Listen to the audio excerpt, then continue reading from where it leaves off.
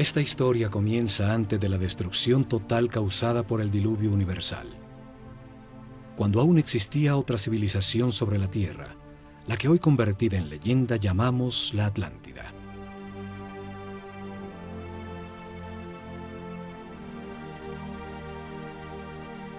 Tenían una sabiduría producto de la evolución de la conciencia del hombre durante miles de años, de las verdades comprendidas sobre el funcionamiento del universo y del proceso que llamamos vida. El estudio de las constelaciones les reveló que la humanidad era una unión viviente entre el cielo y la tierra, que las estrellas y los soles la afectaban, formando estaciones, ciclos y ritmos.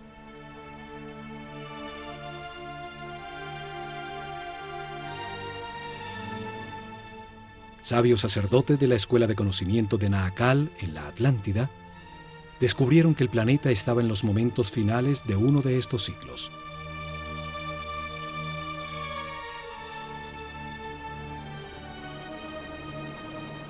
Advirtieron sin ser oídos que una catástrofe inminente destruiría las estructuras que organizaban la vida del hombre.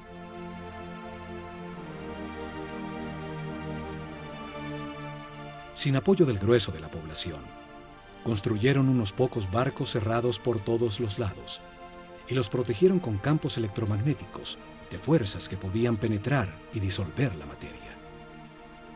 Dirigidos por el sumo sacerdote Chiquitet Arelish Bomalites, subieron a bordo con sus familias, unos pocos instrumentos, algunos animales domésticos, y hacia el este se alejaron de la Atlántida.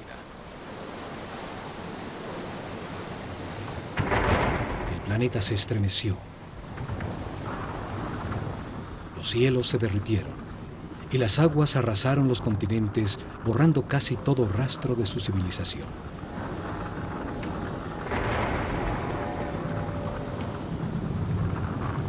Como evidencia en dos lugares muy cerca a Egipto, se encontraron unas gigantescas losas de piedra, llamadas megalitos, que por su enorme tamaño, peso y difícil ensamblaje, demuestran una tecnología desaparecida, seguramente de la civilización atlante.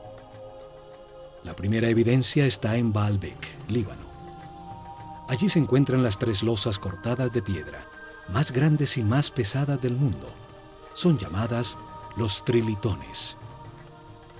Cada gigantesca losa pesa 1.200 toneladas, mide 25 metros de largo, 8 metros de ancho y 5 metros de alto. Hoy, el peso más grande que se puede levantar con una grúa, el transportador espacial Discovery, solo pesa 150 toneladas, una décima parte del peso de los trilitones.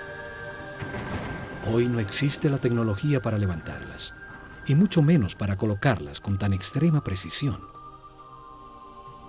Fueron movidas a su lugar desde 3 kilómetros de distancia donde fueron talladas, y donde aún se encuentra una losa de igual tamaño que nunca fue utilizada por los constructores originales. La misteriosa plataforma, por su enorme tamaño, se convirtió en un sitio sagrado para las culturas que después del diluvio se asentaron en la zona.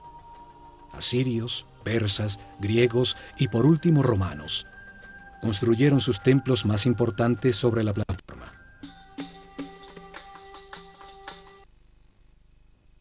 En Jerusalén, la ciudad sagrada para 3 religiones. Allí existen otros de estos megalitos, unas gigantescas losas de piedra, cada una con un peso mayor a 800 toneladas. Por su enorme e inexplicable tamaño, también se convirtieron en sitio sagrado alrededor de los cuales creció Jerusalén. Forman parte de la enorme plataforma que sostuvo al templo de los judíos y que hoy soporta la mezquita de El Aqsa y el Domo de la Roca. Las losas son parte de los cimientos del mismo Muro de los Lamentos. Hoy se llega hasta allí por un túnel que descubrió las enormes piedras. Los megalitos de Baalbek y Jerusalén formaban parte de construcciones desaparecidas por el cataclismo universal. Lograron permanecer en el sitio por ser tan masivas. Este cataclismo destruyó la civilización atlante.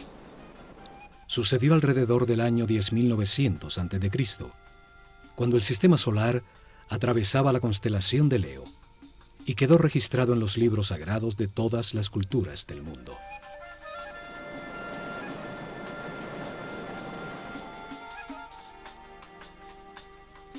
Cuando el equilibrio se recuperó, los sacerdotes sobrevivientes al cataclismo desembarcaron en el centro de la superficie terrestre, en el sitio donde sabían que confluyen las fuerzas telúricas del planeta.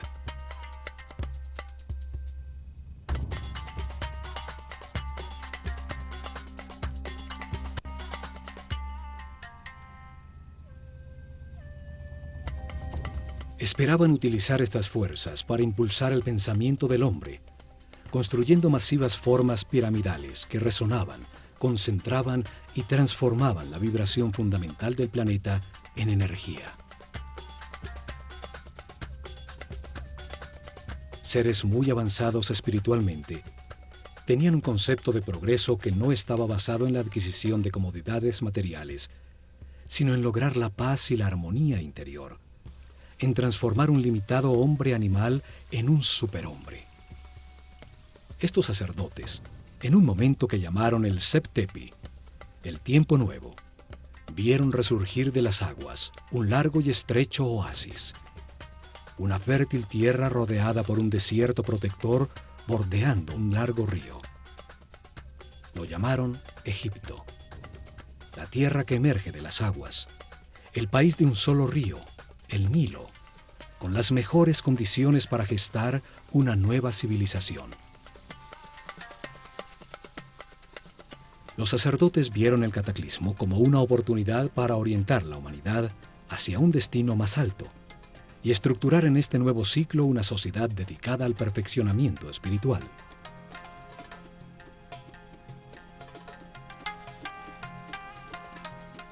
La Esfinge demuestra los enormes ciclos de tiempo que consideraban en sus planes. Su forma de león, con cabeza de hombre, resalta el ciclo comprendido entre la era de Leo y la de Acuario, los tiempos de influencia de la nueva civilización. Veían la vida como un proceso diseñado por Dios, en el que el hombre reencarna sucesivamente para perfeccionarse y ascender en las jerarquías del universo. El espíritu del hombre que no comprende al Creador, ni la razón del universo o de su propia existencia, se encarna en un cuerpo para tener experiencias que le permitan adquirir sabiduría y comprensión. En el sitio donde reencarna y experimenta todo, tiene dos extremos opuestos. Es un universo polarizado y dual, que permite la comparación entre las partes para comprender cuál es verdad. Se aprende al vivir en carne propia el resultado de cada decisión y comportamiento en la vida. El sufrimiento permite entender la felicidad. La angustia permite entender la paz. A lo largo de muchas vidas, de comparar los dos extremos, se comprende que lo único verdadero está en el centro, en la neutralidad del amor. A través de la reencarnación, el hombre comprende poco a poco. Se transforma en un ser respetuoso de todo lo que existe. Comprende, acepta que todas las circunstancias, aun las más difíciles, son perfectas, pues son lecciones para el perfeccionamiento espiritual. Vida tras vida, el hombre va ascendiendo de nivel, tiene más información, permanece en paz y armonía, maneja más energía vital, se transforma en un ser tolerante y respetuoso que accede a mayores poderes. Comprende que en el universo dual, en las circunstancias contradictorias, lo único que no tiene polaridad es el amor. El amor es neutro, como Dios. Con el zodíaco de Denderá, enseñaron que este proceso de aprendizaje toma a cada espíritu un ciclo cósmico, 12 eras zodiacales.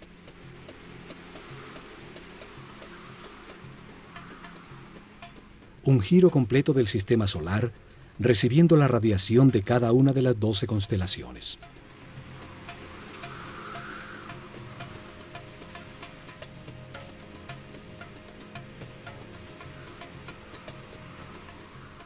Durante estos 25.920 años, reencarna 700 veces en distintos cuerpos, lugares, tiempos, circunstancias, condiciones y personalidades.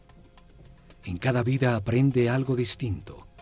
Cada vez nace influenciado de distinta manera por las fuerzas que irradian las estrellas. Así, todo ser vivo cumple un ciclo cósmico, en el que recibe la energía de las 12 constelaciones, la influencia de los cielos que marcan ritmos y producen distintos estados. Conociendo la relación de este proceso de aprendizaje, de las vidas del hombre en la Tierra, con el movimiento del planeta y del sistema solar, a través de las constelaciones, rigieron sus planes por las estrellas. Estructuraron un método para revelar información sobre Dios, el universo y el proceso de perfeccionamiento durante miles de años. Una forma para la vida y para qué existe. Establecieron unas fases para revelar información sobre Dios a su pueblo. Unas etapas que cambiarían con las eras zodiacales en la bóveda celeste. Épocas dedicadas a estudiar cómo Dios creó el universo y luego la conciencia del hombre. Cada fase de la revelación estuvo dirigida por un centro religioso que se construyó a lo largo de la columna vertebral de Egipto, el Nilo. Actuaron como los chakras o centros de transformación y distribución de energía e información al cuerpo del país.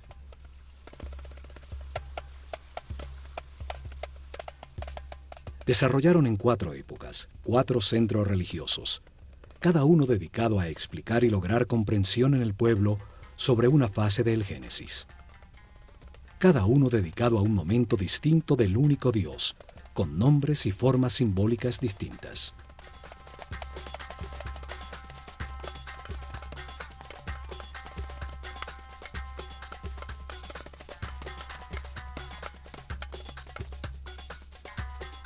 El primer centro religioso fue establecido en Anu, llamada Heliópolis por los griegos, al comenzar la era de Géminis en el año 6620 a.C., en la época predinástica de Egipto. Una era dedicada a la simetría en el arte y en la arquitectura. Fue dedicado a revelar información sobre las características, cualidades y significado de un Dios absoluto, el único Dios, la causa original, el todo, al que llamaron Atum-Ra, la unidad homogénea, estática, antes de manifestar el universo.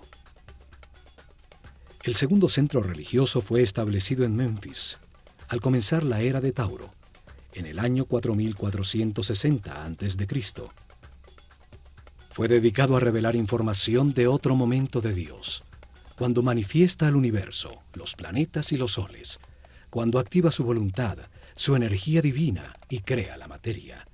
Llamaron Ptah a esta característica creadora de Dios. Durante esta época se nota la influencia de Mentú, el toro que representa la era de Tauro, en todo Egipto, aún en los nombres de los faraones.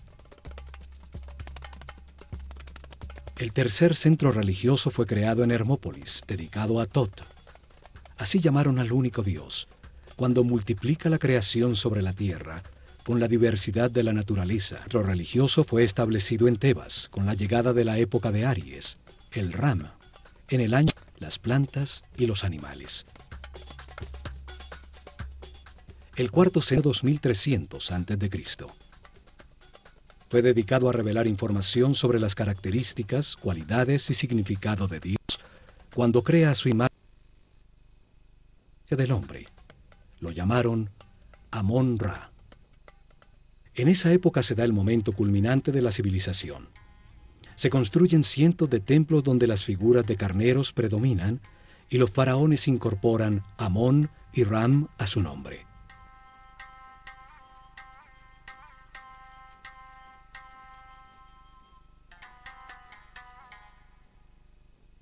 Los cambios de era o constelación zodiacal determinaron la duración de cada fase de la revelación.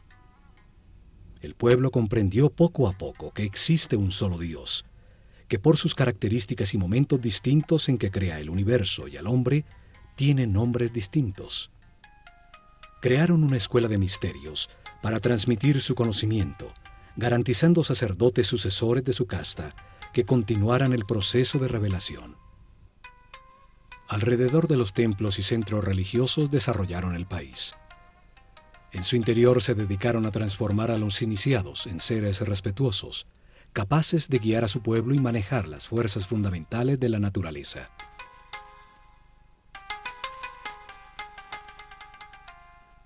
Escogieron sus discípulos entre todos los niños de Egipto por el nivel de conciencia y de sensibilidad que demostraban, dándoles la posibilidad de dedicarse a una vida de sacerdocio. Les dieron información sobre el proceso de perfeccionamiento a través de la reencarnación, sobre Dios y el universo. Les enseñaron ciencias, arte, religión y filosofía. Los entrenaron en ejercitar su autocontrol. Aprendieron a conservar su energía vital, a comprender la importancia del respeto y el libre albedrío, acelerándoles el proceso evolutivo. Los convirtieron en los sucesores de su casta, sacerdotes con el conocimiento y el poder que éste produce, y la misión de guiar al pueblo en un camino de perfeccionamiento general. Se han encontrado estatuas de sacerdotes, unas saliendo de un cubo, otras representados como escribas, seres con el conocimiento. A unos pocos le adicionaron a su nombre la palabra Hotep, que significa sabio, como a Imhotep o Amenhotep, hijo de Apú, como reconocimiento a su sabiduría.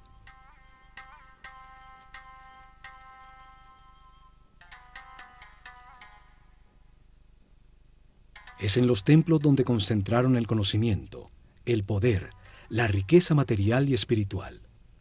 Desde allí impulsaron la organización desde la nada de la civilización egipcia.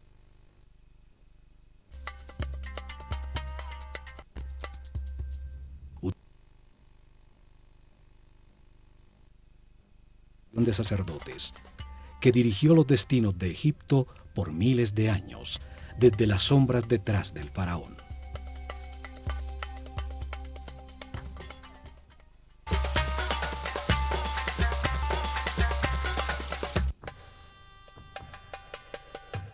La Escuela de Misterios utilizó el ojo de Horus como su símbolo, una firma que aparece en los muros de todos los templos de Egipto.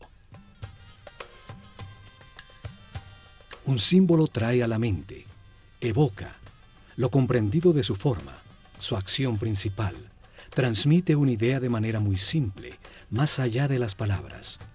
Su significado puede ser entendido miles de años después de haber sido dibujado.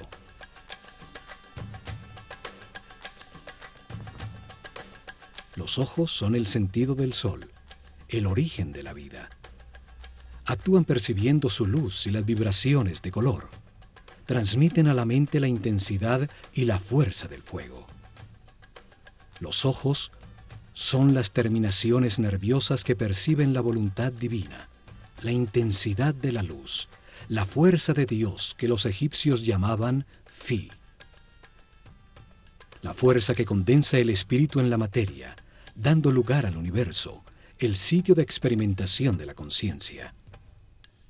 Son los únicos nervios que salen a la superficie del cuerpo y que podemos observar en su funcionamiento vital. Florecen dentro de esferas llenas de un líquido blanco cristalino.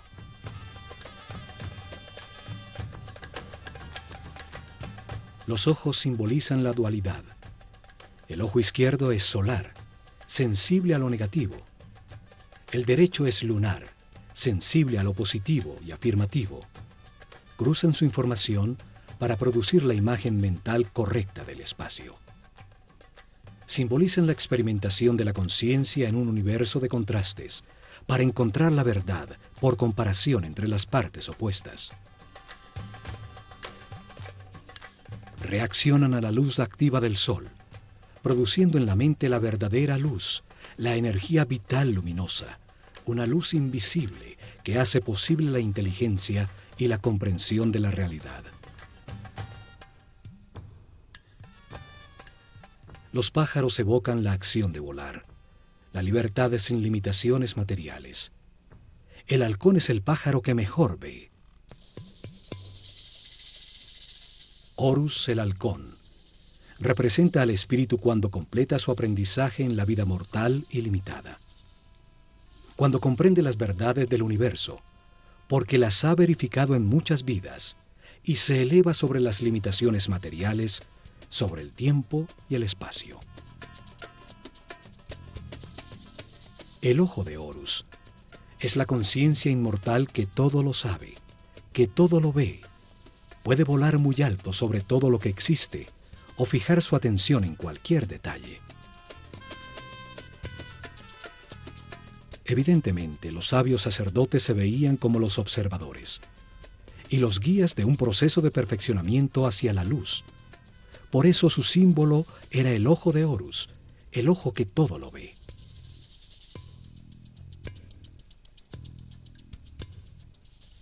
Desde los templos, los sacerdotes del ojo de Horus guiaron en paz y armonía el perfeccionamiento espiritual del pueblo, el universo y el proceso que sufre la conciencia del hombre.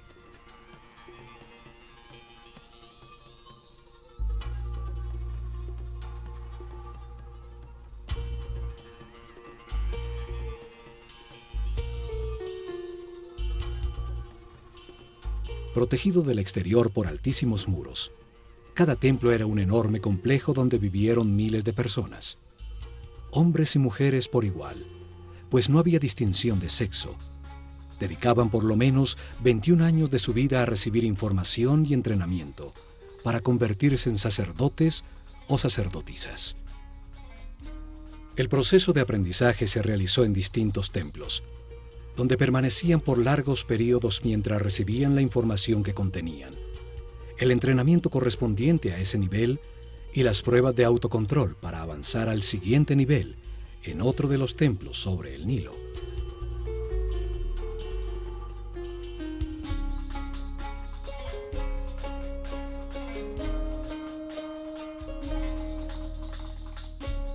Cada templo fue una biblioteca viva con información especializada.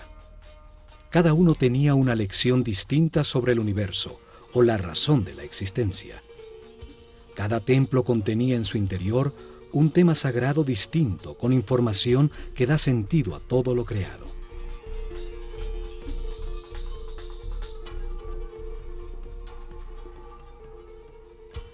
El nivel básico se realizaba durante los primeros 7 años, cuando recibían información general sobre el universo y entrenamiento para manejar los centros energéticos más bajos del cuerpo.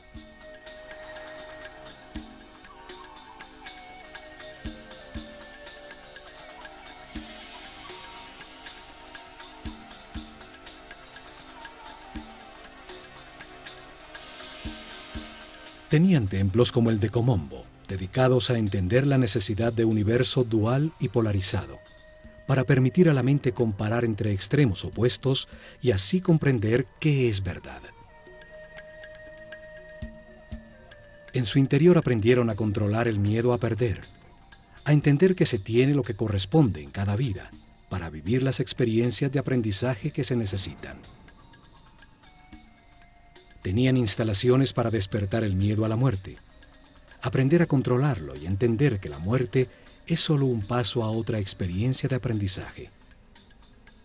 En túneles con agua y cocodrilos, grandes alturas, sitios cerrados con serpientes, los iniciados probaban su determinación. Allí recibieron información para superar el miedo a ser abandonado, los instintos de agresión y defensa, a entender la existencia de programas mentales inconscientes que generan reacciones automáticas para poder controlarlos. En el templo de Luxor, en Tebas, se transmitieron los conocimientos que tenían sobre el funcionamiento del cuerpo y entrenamiento para lograr que la conciencia no se identificara con él.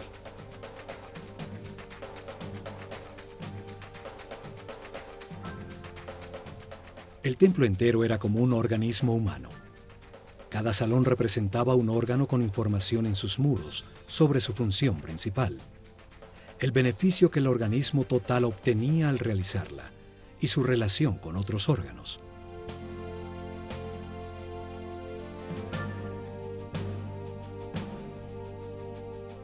En su interior realizaron ejercicios de concentración y de movimiento, guiando su mente a cada órgano, hasta que hicieron consciente el cuerpo entero y lo manejaron a voluntad como un excelente instrumento.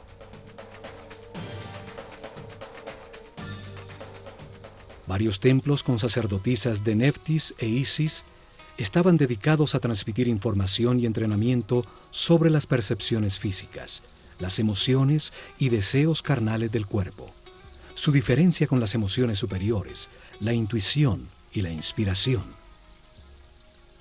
Aprendieron a transmutar las pasiones y las sensaciones del cuerpo con el poder del espíritu, a elevar su conciencia y su vibración vital, a solicitar y canalizar la energía e inspiración de espíritus en planos más evolucionados para despertar su creatividad. Muchos templos como el de Hathor, en Dendera, estaban dedicados a las ciencias, a la astronomía, a la astrología y a las matemáticas. En su azotea se dedicaron a registrar los cielos, a entender las distintas energías que emite cada constelación y los efectos que produce.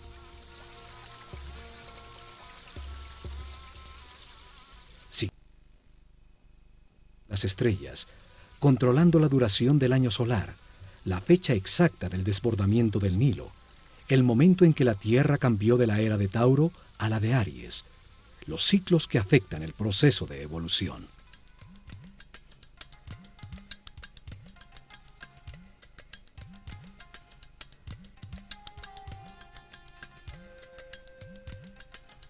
Luego de recibir información dirigida a la razón y entrenamiento para controlar sensaciones, emociones y pensamientos, dedicaban otros 7 años al lado derecho del cerebro, a la inteligencia del corazón, a encontrar la diferencia entre el pensar y el meditar.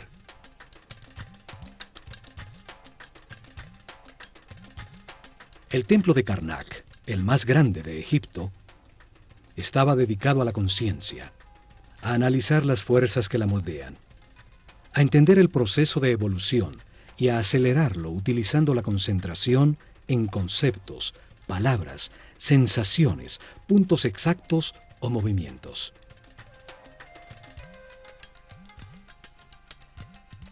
Aprendieron a concentrarse en sí mismos, a diferenciar entre el yo superior y el ego, a identificarse con un ser u objeto externo hasta sentir y transformarse en lo que se piensa.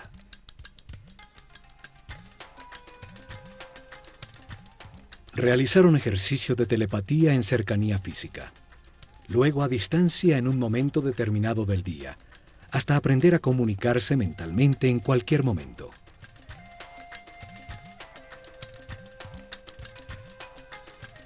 Recibieron información sobre el tiempo y entrenamiento para vivirlo como un eterno presente.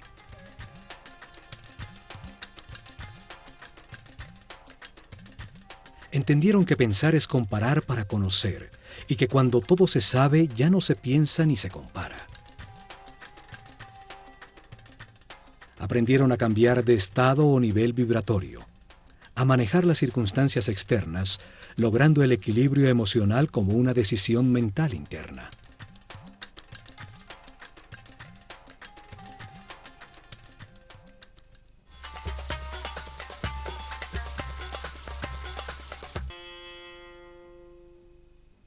Cada templo contenía 3 niveles de información.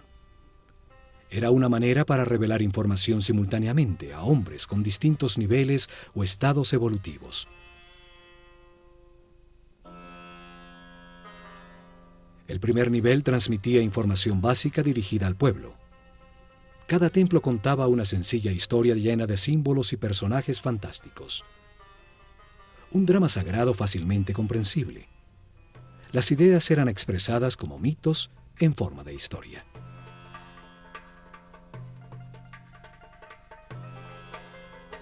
El mito, la historia fantástica, fue utilizada como un método para revelar al hombre un mundo que solo entiende imperfectamente. Los mitos cobran vida con solo creer en ellos.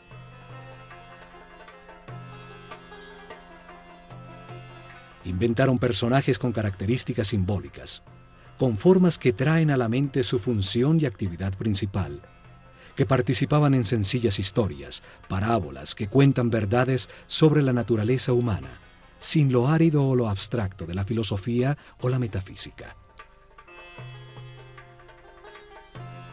El pueblo recibió información sobre cada tema sagrado al escuchar la historia central de cada templo, al conocer las debilidades y fortalezas de cada personaje, las circunstancias que atraviesa y la manera como se resuelven.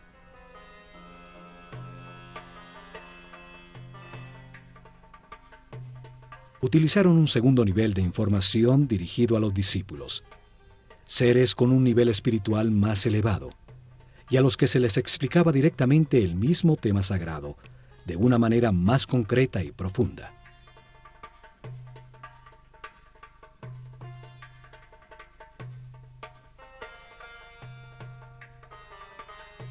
Para ello utilizaron las escenas descriptivas del mito, talladas en los muros del templo. Se les explicaba cada personaje, lo que simboliza en el universo, la parte del proceso de perfeccionamiento que representa, el porqué de su forma, su comportamiento y su función principal.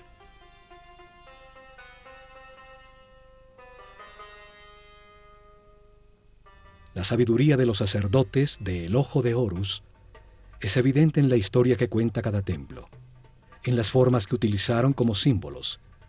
El solo verlos trae a la mente la acción vital que representan o la cualidad que se gana al hacerla.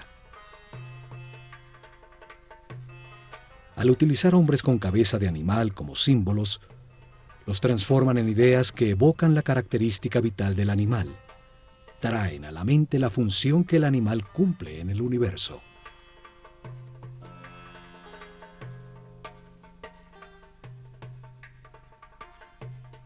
Un hombre con cabeza de chacal adquiere sus características, su instinto de orientación en el desierto. Siguiendo sus huellas, siempre se llega a tierra cultivada.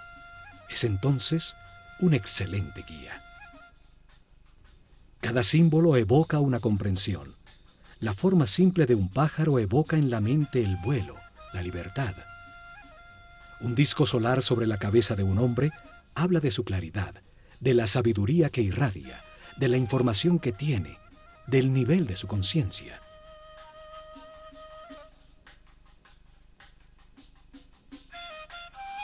Estudiaron detenidamente los animales e insectos.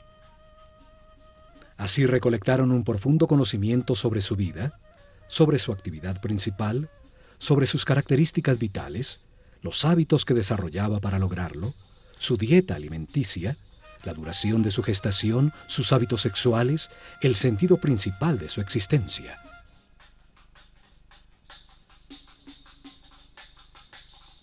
Escogieron los animales más idóneos para representar una acción vital y lo que logra el universo cuando se ejecutan. El proceso del gusano que se arrastra y teje para luego transformarse en mariposa.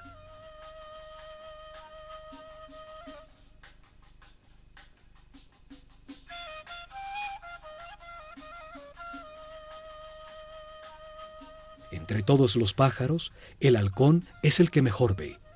Tiene un cerebro óptico, con la vista más perfecta y desarrollada. Por eso es escogido como símbolo para representar esa función vital, el sentido de la vista. Una figura humana con cabeza de halcón es un ser que todo lo ve, que domina el panorama, viendo perfectamente cada uno de los detalles en los que enfoca su atención.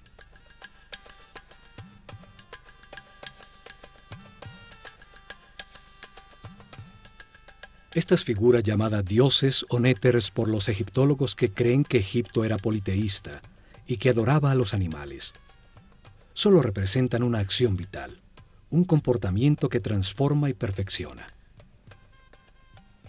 Cada acción importante de la vida tiene un símbolo que la representa.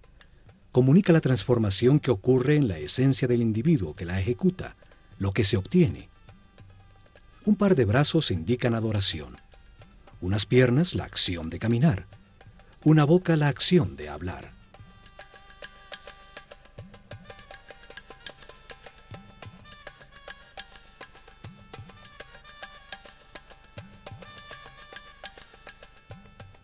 Y por último, en un tercer nivel de información, cada templo guardó un código secreto embebido en el símbolo mismo, solo conocido por los altos sacerdotes y maestros, con información sobre fuerzas y energías fundamentales, cómo controlarlas y utilizarlas para prestar servicio a su pueblo.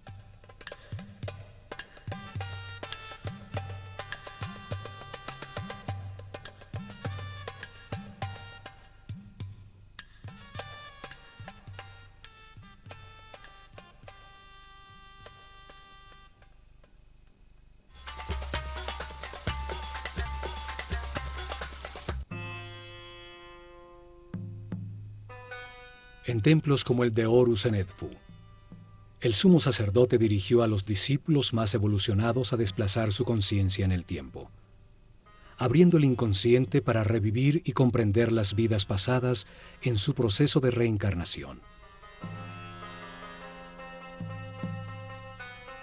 El sumo sacerdote siempre fue un ser muy avanzado en el camino espiritual. No se identificaba con el cuerpo, conocía perfectamente su funcionamiento y qué energías utilizar para equilibrarlo.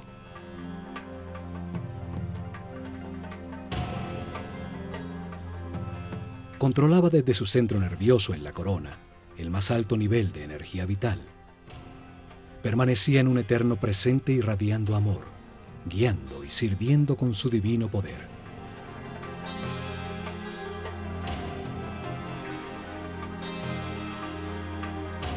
La materia solo recibe, se contrae. El dar es radiar. Es una característica vibracional del espíritu. Los seres de cada nivel reciben y transmiten a sus niveles inferiores.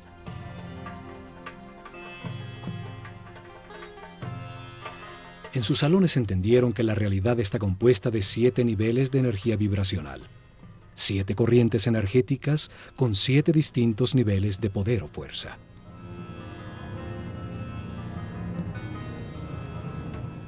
El cuerpo tiene 7 chakras o centros de transformación de la energía fundamental del universo. Cada ser humano en su vida presente utiliza uno de esos 7 centros dependiendo del nivel de evolución de su conciencia. A mayor comprensión del universo, más respeto, más alto el chakra o centro nervioso que utiliza para transformar la energía. Mayor cantidad de energía procesa diariamente y más poderes trascendentales tiene. El sumo sacerdote podía controlar las fuerzas fundamentales por el altísimo nivel de energía vital en que permanecía su organismo. Su sistema neural tenía una resistencia correspondiente con ese nivel de energía.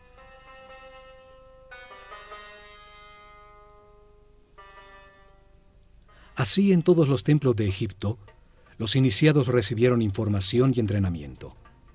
Aumentaron paulatinamente su nivel de energía vital y de manera correspondiente el nivel de resistencia de los nervios de su cuerpo.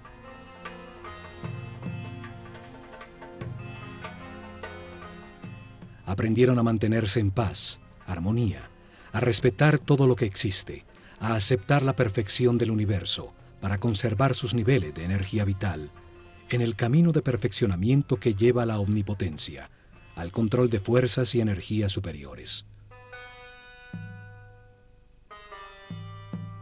Una intensa preparación física, mental y espiritual que terminaba con el momento de experimentar la totalidad y la nada, lo manifestado y lo inmanifestado, y recibir en una pirámide una poderosa energía que permite vislumbrar el 7º nivel de conciencia. Durante la era de Tauro, se dedicaron a experimentar con una forma piramidal de tecnología resonante que transformaba las vibraciones del beta en energía, un conocimiento heredado que había de llevar a la práctica.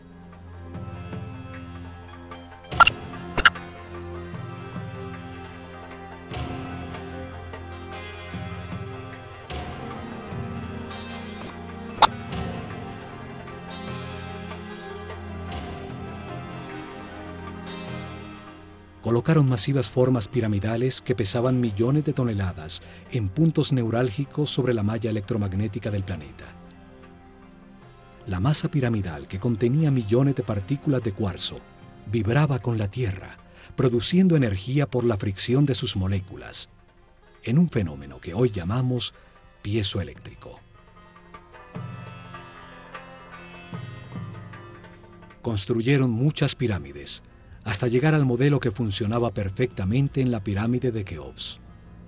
En sus corredores, galerías y cámaras, transformaron esa energía en sonido, haciendo vibrar en niveles cada vez más altos el iniciado física, mental y espiritualmente preparado. Esta fuerza en otras dimensiones, logrando estados especiales de conciencia. Con esta ayuda externa, los iniciados vislumbraban el séptimo nivel de conciencia. Regresaban recordando el éxtasis obtenido, las verdades verificadas, para transmitirlas a sus compañeros con sus palabras y acciones. En sus meditaciones posteriores obtendrían nuevamente ese estado de unidad sin movimiento, hasta que se consolide esta situación definitivamente y se encuentren de manera permanente en estado de Dios-hombre, siempre radiando energía positiva de amor.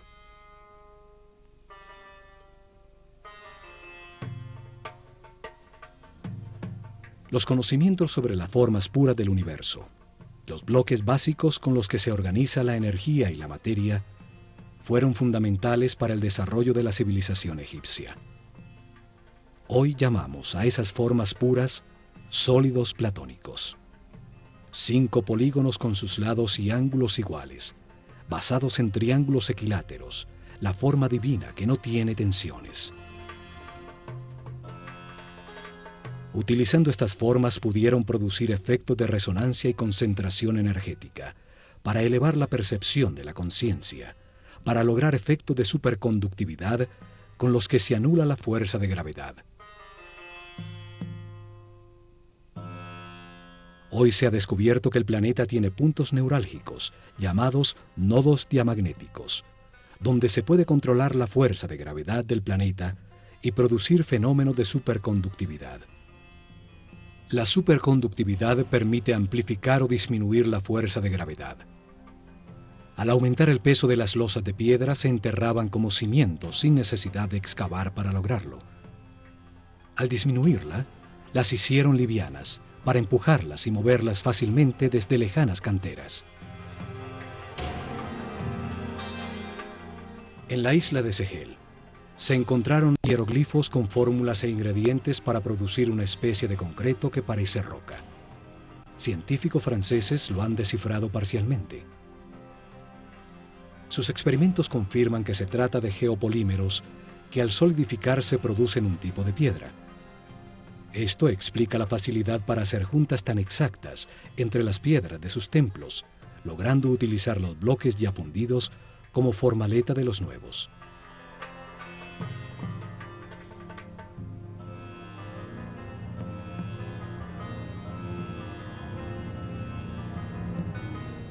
Pero lo más importante fue su visión de que la vida es un proceso diseñado por Dios para ampliar la conciencia del hombre.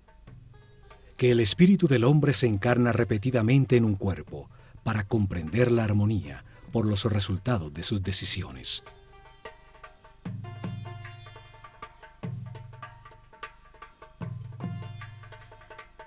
Al vivir muchas vidas con experiencias opuestas, de angustia y paz, de depresión y felicidad, de riqueza y pobreza, de salud y enfermedad, comprende la razón de su existencia y termina con las limitaciones materiales, transformándose en un superhombre inmortal. Un ser que no pierde en la muerte la conciencia o la información acumulada. Un espíritu sabio al final de un proceso que sube otro peldaño más en la perfección del universo.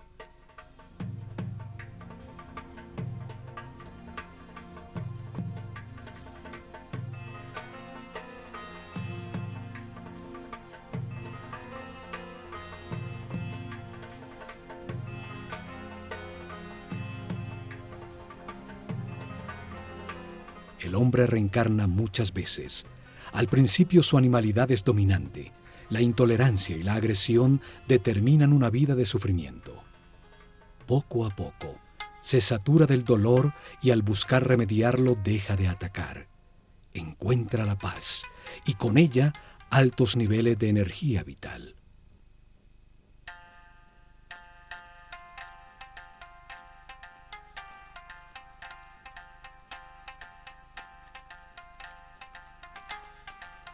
Con la información del proceso de perfeccionamiento y de las leyes que lo regulan, los egipcios mejoraron su vida.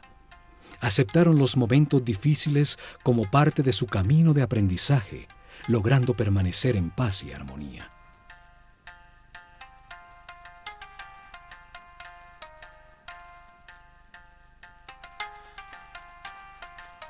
Los templos se revelaron como hombres en un mundo de dolor.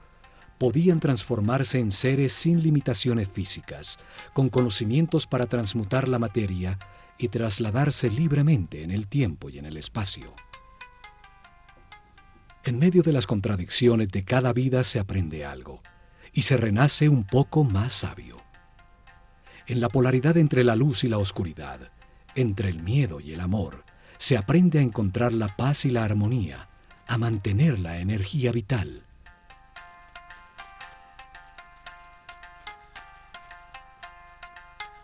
Al experimentar en carne propia los tormentos y la angustia que producen la ira, el odio, el rencor o la venganza, se comprende el valor de la armonía. Al comprender que cada decisión produce paz o sufrimiento, se puede pasar del infierno de la vida al cielo de la misma. El pueblo entendió que todas las acciones de la vida diaria, pescar, sembrar, cosechar, son una manera de acercarse a Dios, de ser más perfectos cada día. Lograron una comunidad en paz y una felicidad tal, que cuando el historiador griego Heródoto visitó Egipto en el año 500 a.C., no pudo menos que afirmar: de todas las naciones de la tierra, los sanos y religiosos.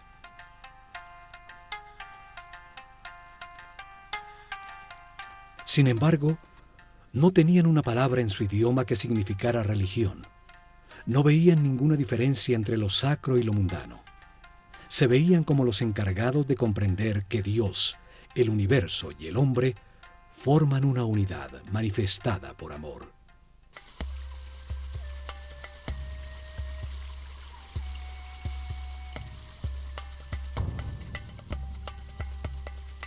En estos programas del Ojo de Horus, veremos el mensaje que los egipcios transmitieron en sus templos, que todos los hombres avanzan por un camino de perfeccionamiento que toma muchas vidas. Unos están más evolucionados que otros, pero todos llegarán a la inmortalidad y a la conciencia permanente, solo aprendiendo a ser flexibles, a aceptar las circunstancias y a respetar a todos los seres que nos rodean.